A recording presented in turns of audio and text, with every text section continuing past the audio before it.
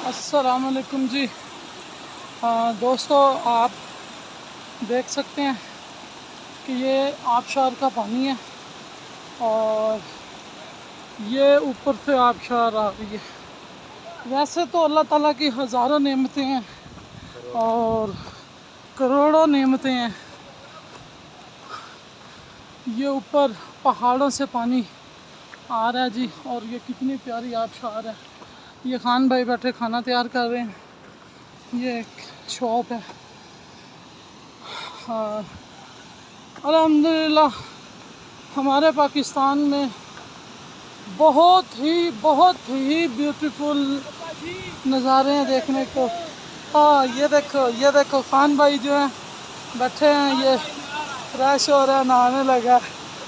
तो बहुत प्यारा व्यू है जी, ये माशाल्लाह से बहुत प्यारी